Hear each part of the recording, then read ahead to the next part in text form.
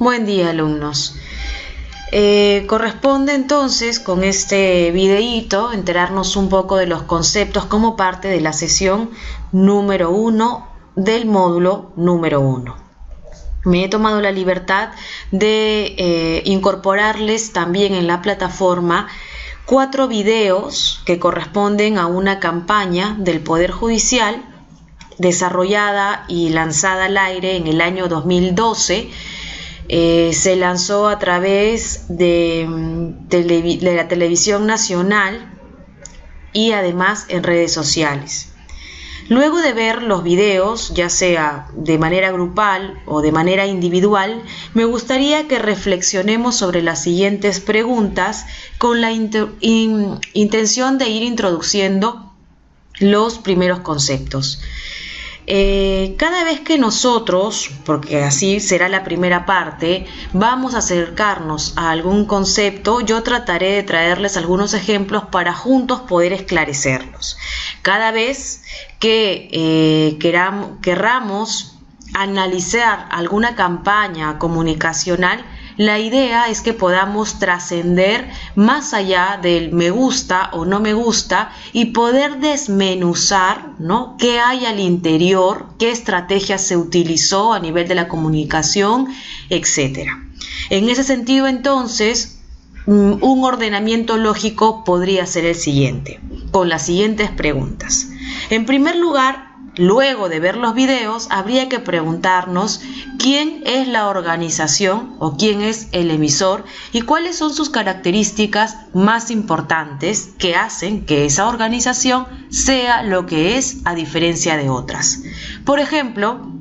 Yo podría resaltar que el Poder Judicial es una organización que pertenece al sector público. Esto significa que cuenta con los recursos de nosotros, los contribuyentes. Es decir, ¿no?, están o deberían de estar al servicio del ciudadano, aunque muchas veces esa calidad en el servicio no es tan observada, ¿sí? Además, otra característica, por ejemplo, del Poder Judicial es que representa a un poder del Estado. Esa es otra gran característica. Una tercera característica, de repente, no sé si algunos ya lo saben, seguramente que sí, en los diferentes estudios de percepciones, es decir, en las encuestas donde se le pregunta a la ciudadanía, ¿aprueba usted o desaprueba usted la gestión que en la actualidad viene realizando el Poder Judicial o el Congreso de la República o el Ministerio tal, etcétera? En estas encuestas normalmente el Poder Judicial presenta el más alto nivel de desacuerdo. Es decir, la mayoría de gente, quiero decir 95-98% que es preguntada, sostiene que no está de acuerdo con la gestión que viene realizando el Poder Judicial. Por una serie de razones, muchos de nosotros incluso podemos pensar o asociar el Poder Judicial con conceptos como corrupción, como falta de celeridad, que significa rapidez en la resolución de los conflictos, ¿no? Pese a que muchos de nosotros no tenemos un proceso que esté siendo llevado en el Poder Judicial. Sin embargo, a través de otros canales como los medios de comunicación, las personas con las que nos relacionamos, las mismas instituciones u organizaciones en las que trabajamos, tenemos eso que vamos a definir por el momento una percepción. Vale decir, una percepción que en la mayoría de veces no está soportada por una experiencia real, ¿sí? Una segunda pregunta que me va a invitar a reflexionar sobre si esta estrategia de mensaje que hemos visto en la campaña fue efectiva o inefectiva es finalmente preguntarnos qué servicio ofrece dicha organización. El Poder Judicial administra justicia en términos generales a todos los ciudadanos y tiene sedes a nivel nacional. La siguiente pregunta sería, ¿y a quiénes ofrece dicho servicio? Bueno, es una verdad de perogrullo decir que a toda la ciudadanía. Pero en este caso es importante, y vamos a regresar al concepto seguramente de fundamentos de la comunicación parte 1, en la que los expertos siempre nos han indicado que siempre, señores, hay que segmentar. ¿Sí? Cada vez que nosotros vamos a emprender una estrategia de comunicación, tenemos que segmentar. Por un lado vamos a encontrar las variables cuantitativas, por otro lado las variables cualitativas, etc. Más aún en tiempos como hoy en día, en la que hablamos que los peruanos hemos cambiado. Incluso muchos han escrito sobre los millennials, que en general son ustedes, ¿no? Estos nativos nacidos en medio de la web 2.0 y las redes sociales, ¿no? Solo como un ejemplo, antes era habitual, ¿no?, que cuando los colaboradores entraban a trabajar a una organización, ¿no?, tenían la visión de quedarse en esa organización y jubilarse ahí, ¿no? Hoy por hoy, traten de pensar en ustedes mismos que pertenecen a la generación de los millennials, ¿no? Son un poco más cortoplacistas, ¿no? Están en un trabajo, si les gusta se quedan un tiempo, no tienen miedo de cambiar de trabajo, están buscando siempre nuevas oportunidades, están a la expectativa de nuevas puertas para su desarrollo personal. Eso es hoy una característica que hay que considerar, por citar algún ejemplo, ¿ok? Entonces, vamos a enfocarnos o pensar o tratar de reflexionar en todo caso a qué públicos objetivos o a qué grupos de interés pretendía impactar el mensaje del Poder Judicial.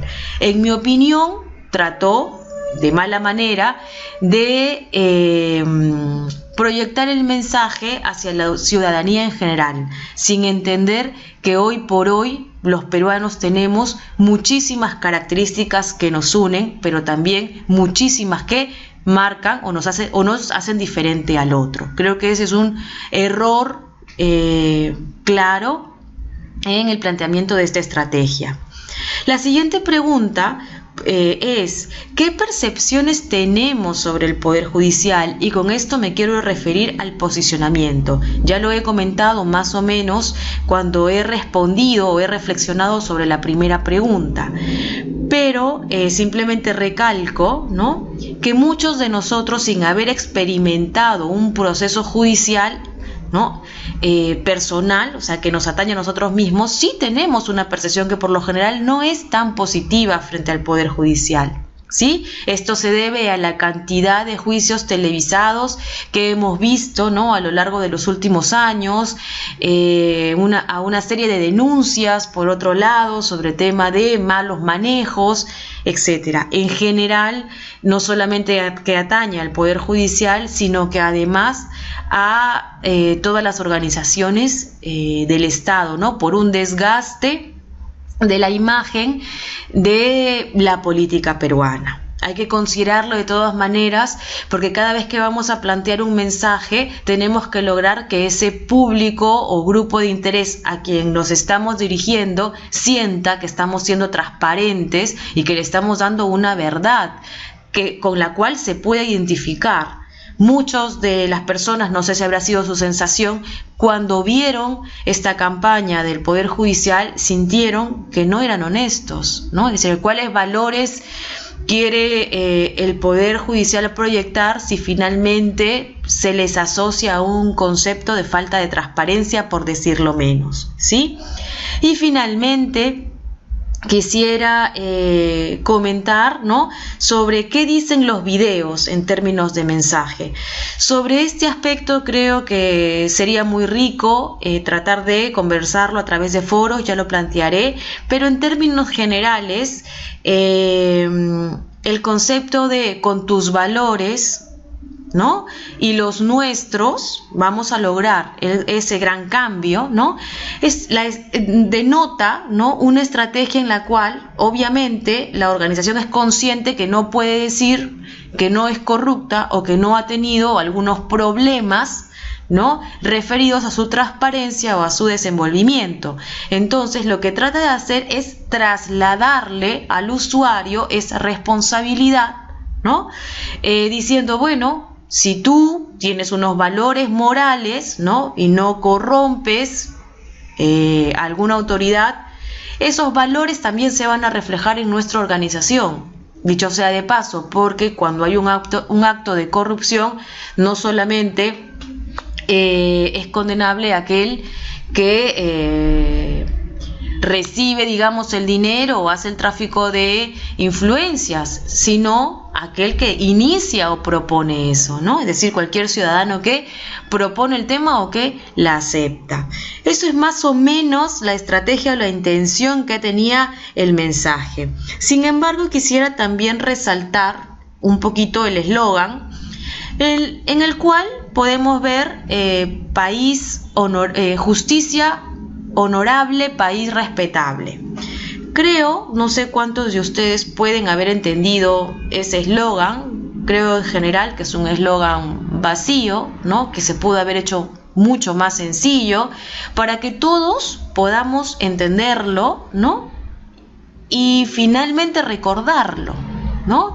Algunos elementos que creo que fueron muy bien usados, lo vamos a tratar de profundizar en otros ejemplos.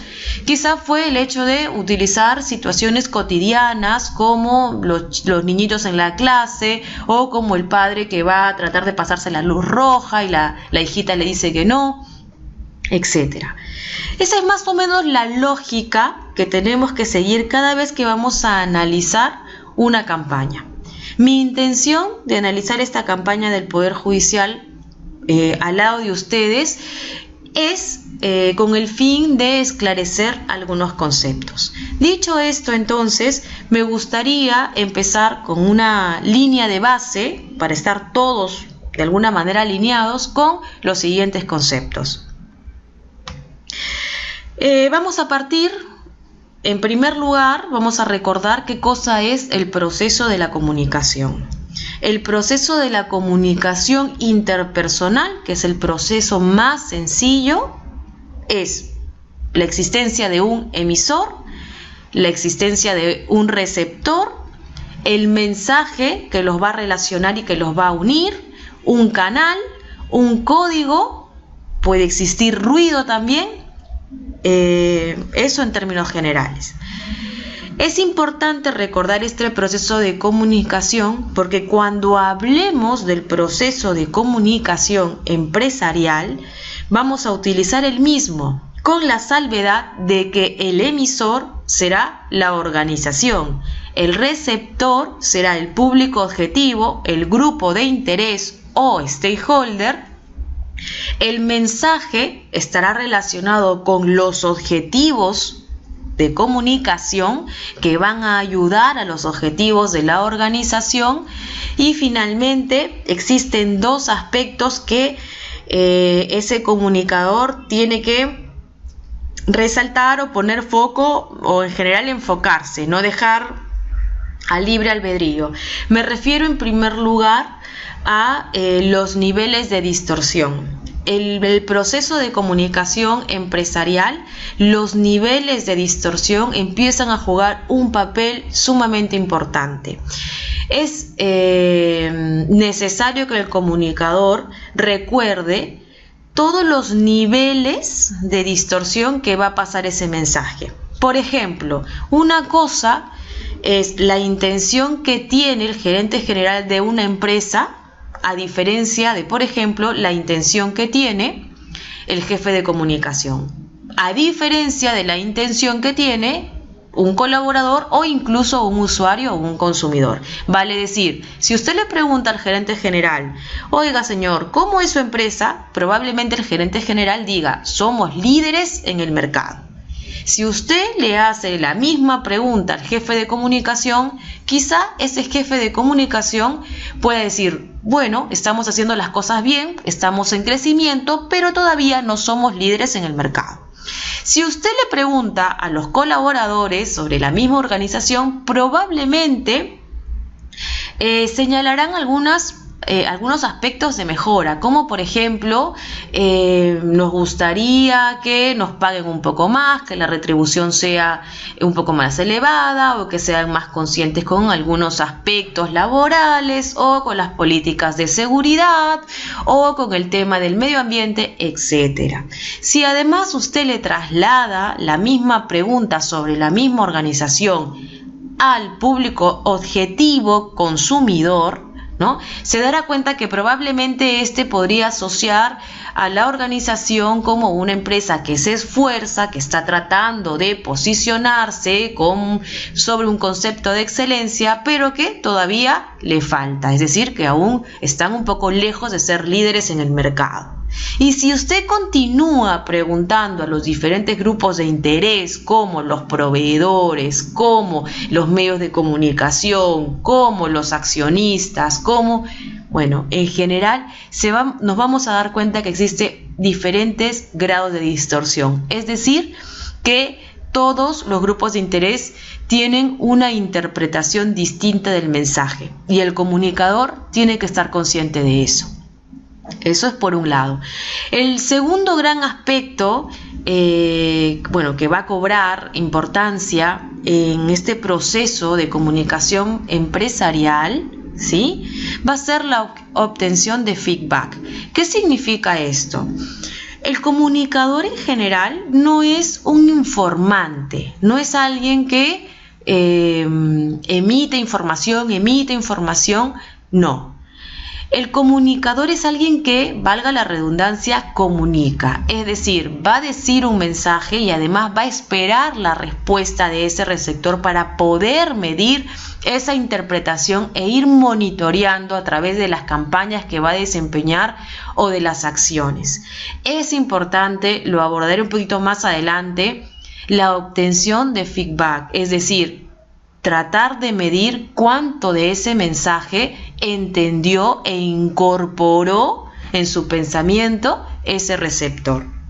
¿Sí? Dos aspectos entonces que cobran importancia, los niveles de distorsión y además la obtención de feedback. Hasta ahí con el tema del proceso de la comunicación. Otro tema, otro concepto que me parece importante y que lo voy a resumir en términos generales es la identidad corporativa. Nosotros hemos empezado nuestro análisis sobre la campaña del Poder Judicial preguntándonos quién es la organización. Bueno, las organizaciones en general, para poder empezar en esta carrera de la competencia, ¿no?, en este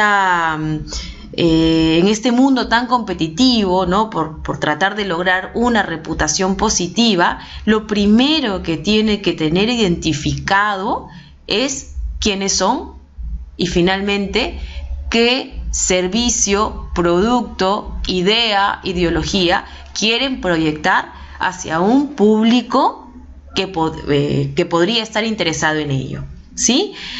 Es aquí entonces donde aparece el concepto de la identidad corporativa. Según Joan Costa, es importante que lo manejemos, ¿no?, la identidad corporativa es todo aquello que hace que la organización sea lo que es a diferencia de las otras.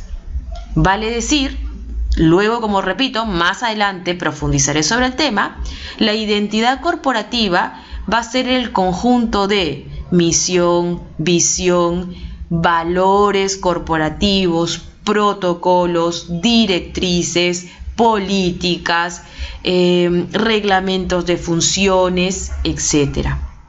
Es todo aquello, ¿no?, que más adelante se va a convertir, ¿no?, y lo explicaré, en el ADN de la organización.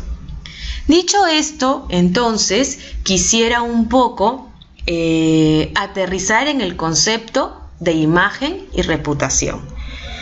Nosotros estamos estudiando las organizaciones, en primer lugar, para luego poder adaptar estrategias, ¿sí?, que les resulten beneficiosas en la construcción de una reputación positiva que le otorgue valor a la organización. ojo, a la organización, ¿no?, como un ente incluso separado de los productos y o servicios. Lo mismo, profundizaré más adelante sobre el tema. En este aspecto quisiera de todas maneras destacar un concepto del autor argentino Michael Ritter, seguidor también de Joan Costa, en su libro El valor del capital reputacional. Él presenta, y creo que es académicamente muy acertado, la diferencia entre el concepto de imagen y reputación. La imagen, dice Ritter, es la foto instantánea de una coyuntura y la reputación está relacionada con la sostenibilidad en el tiempo y en los diferentes públicos.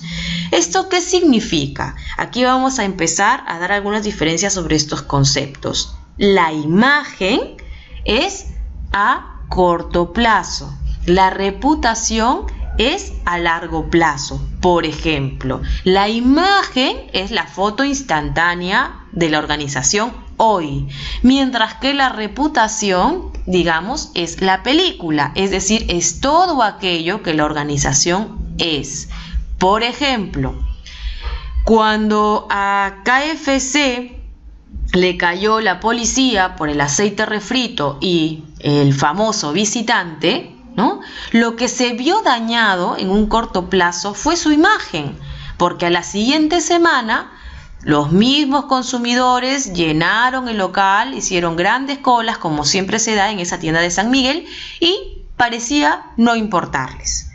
Sin embargo, ¿no?, podemos encontrar otros casos, como por ejemplo el de Domino's Pizza, donde el problema fue tan grave, ¿no?, que incluso se dañó tanto la reputación que la central americana estadounidense mandó a cerrar la sede que había en el Perú, en Lima. ¿Sí? La pregunta sería, ¿por qué las diferentes organizaciones atraviesan problemas a veces de un mal desempeño, de algún error, de algún error en general? Y en algunas solamente se daña la imagen, es decir, unos días, un corto tiempo, y luego la gente sigue yendo a comprar y a consumir y parece no importarle, pero en otras organizaciones ese problema les produce cambios terribles y pérdidas terribles, no solamente de consumidores, sino por supuesto de rentabilidad. Eso lo voy a abordar un poquito más adelante. Lo que me importa en este tema es que tengamos claro cuál es la diferencia entre imagen y reputación. Finalmente, ¿por qué nos interesa esto de la imagen y la reputación? Nos interesa porque para poder construir reputación y nosotros como comunicadores poder salvaguardar esa reputación que la organización va labrando día con día, mes con mes, año con año, lo que tenemos que hacer es proyectar hacia los diferentes grupos de interés confianza y credibilidad. Es decir, que cada vez que, por ejemplo, Starbucks dice que apoya a una serie de proyectos de responsabilidad social, todos le creen, nadie duda al respecto. Si de repente Inca Kola dice que es la bebida nacional, todo el mundo lo cree, porque además todo el mundo siente que la Inca Kola es una de las bebidas más ricas para nosotros los peruanos. Y así diversos ejemplos. Lo que buscamos en general con las acciones y estrategias de comunicación corporativa es generar confianza y credibilidad. Es decir, que nos perciban de una manera positiva, que nos perciban de una manera honesta. Dicho sea de paso, me gustaría comentarles, ¿no?, que el mundo real para el comunicador no existe. ¿Qué es lo que existe para el comunicador que sí que sabe trabajar y emprender estrategias? Las percepciones. Sobre este punto, de todas maneras, profundizaré un poquito más adelante, pero es importante reiterar, ¿no?, que todo aquello que nuestro grupo de interés piense o esté convencido, ¿no? Nosotros tenemos que tenerlo perfectamente mapeado, investigado, delimitado, porque a través de esos caminos iremos emprendiendo o construyendo los mensajes de la organización en cuestión. Además, quisiera también un poco comentarles, ¿no?, sobre los públicos objetivos y sus relaciones con la organización. He separado este tema, aunque lo he abordado en la diapositiva anterior, porque hoy por hoy la comunicación corporativa nos ha dado una nueva visión de la parte estratégica que tiene la comunicación en las organizaciones. Las organizaciones en general, luego presentaré los cuadros, ¿no?, son ahora quienes finalmente mueven los capitales en el mundo, ¿no? Muchas de las organizaciones transnacionales tienen una rentabilidad mucho mayor a los PBIs anuales de varios países que no solo pertenecen a África. ¿Ok? Ese es simplemente un dato. Los públicos objetivos entonces de estas organizaciones ya dejaron de ser eso, simplemente públicos objetivos. Hoy este cambio de enfoque que habla de la comunicación estratégica dice que estos públicos objetivos han pasado a ser stakeholders, es decir, a ser grupos de interés. De esta manera, ¿no?, hoy las organizaciones no solamente construyen relacionamiento de calidad con aquellos que consumen su producto o su servicio, sino además construyen relacionamiento, ¿no?, con todos aquellos sectores con los que se relaciona. Por ejemplo, con el Estado, con las entidades reguladoras. Por supuesto, el año pasado, el anteaño, se hablaba en el Congreso de la ley de la comida chatarra y que la querían regular. De hecho, la semana pasada estaban también hablando respecto al tema, ¿no? ¿Qué hizo McDonald's apenas se enteró del tema y empezó a monitorear su relacionamiento con el Estado y con todo lo que pasaba en la coyuntura? Bueno, de todas maneras, McDonald's sabía que iban a señalar a este restaurante de comida rápida como un restaurante de comida chatarra. Sin embargo, estemos de acuerdo o en desacuerdo si fue suficiente o insuficiente, ellos pusieron una manzana y un par de lechugas o una ensalada a su menú. Y a partir de ello dejaron en el nivel de las percepciones, por lo menos de sus usuarios, de sus consumidores más frecuentes, de asociarlos con la comida chatarra, ¿no? Y empezaron a emitir el mensaje de que están cambiando y de que se están preocupando por el tema de la salud. Sobre ese tema y sobre McDonald's tengo más adelante, podré profundizar, ¿no? Pero quería de todas maneras que a medida de ejemplo que lo usemos, ¿ok? Es decir, entonces hoy las organizaciones tienen que construir un relacionamiento, ¿no?, con los diferentes grupos de interés. ¿Quiénes pueden ser? Colaboradores, ¿quiénes más? Accionistas, proveedores, las entidades reguladoras, la misma opinión pública, los medios de comunicación local, la comunidad, ¿no? Hoy que tanto hablamos de temas de responsabilidad social en el sector extractivo del país, ¿no?, etcétera. De todas maneras, trataré de subir un capítulo muy interesante sobre reingeniería del pensamiento, que es el libro de Ítalo Pisolante, que nos habla finalmente sobre este enfoque. Además, nosotros como comunicadores ya bastante hemos escuchado sobre los canales de comunicación, creo que lo tenemos perfectamente claro. Sin embargo, yo he tomado la siguiente definición, en todo caso, de Marshall McLuhan, que nos va a servir para cuando nosotros querramos seleccionar los canales de comunicación para las organizaciones y sus campañas. En primer lugar, Marshall McLuhan habla sobre los medios humanos, ¿no? Y dice, por ejemplo, se puede tomar como canales los eventos, ferias, talleres, etc. Además, habla sobre los medios técnicos como prensa escrita, televisión, radio, internet, etc. Pero fundamentalmente, y eso es importante, ¿no?, habla sobre la diferencia entre los medios fríos, que hacen que la gente piense, por ejemplo, una columna de opinión, un reportaje, una crónica en un medio impreso, ¿no? O algún reportaje en algún medio televisivo, ¿no? Incluso todos estos rebotes que se dan en redes sociales pertenecerían, ¿no?, a los medios fríos, porque hacen que la gente reflexione, piense un poquito más a largo plazo, etc.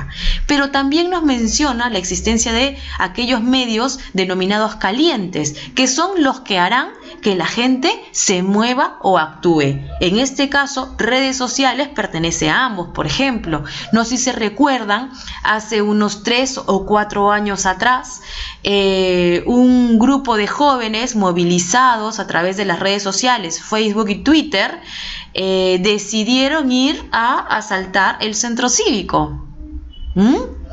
Obviamente, gracias a la intervención de la policía y demás, no logró o no pasó a mayores, pero se movilizó la gente, se movilizaron los niños, adolescentes y jóvenes con esa intención. Es decir, hay que tener claro el objetivo que vamos a construir para una determinada campaña de una determinada organización. Si queremos que la gente piense, reflexione para que, por ejemplo, vote en el 2016 por algún determinado candidato, o si queremos que la gente pase a la acción y, por ejemplo, empiece a dar sus donativos para el friaje en Puno, por decir algún ejemplo.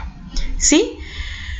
Dicho esto, entonces, simplemente quiero cerrar esta primera sesión resaltando que si todos estamos persiguiendo, todas las organizaciones perciben esa reputación, que es lo que le va a dar valor a la organización a través de la proyección de la confianza y credibilidad, no debemos de dejar pasar el concepto de la coherencia. Muchas veces vemos campañas extremadamente lindas, extremadamente claras y sencillas a nivel de la comunicación. Sin embargo, no funcionan. Y cuando no funcionan es porque ese grupo de interés o stakeholder percibe, subrayo percibe, que esa campaña, incluyendo su mensaje, no es coherente. Aquí les cito un ejemplo en el cual profundizaré en la siguiente sesión, que es la reciente campaña del Banco BCP, ¿no?, donde pone el mensaje de un peruano es el peor o mejor enemigo de otro peruano. La campaña, si bien es cierto, tuvo un nivel de repercusión bastante alto, creo que en general les ha ido bastante mal, porque en redes sociales fueron realmente maltratados, ¿no?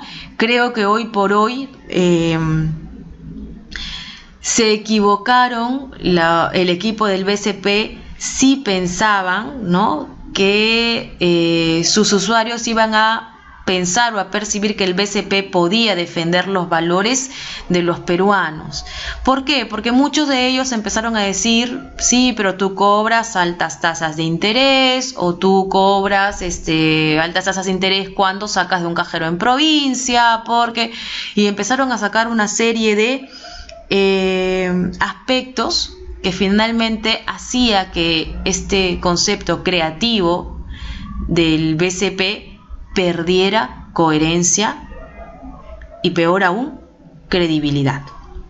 Con esto, entonces, voy a de todas maneras adjuntarles algunos textos y nos vemos en la sesión número 2. Muchas gracias.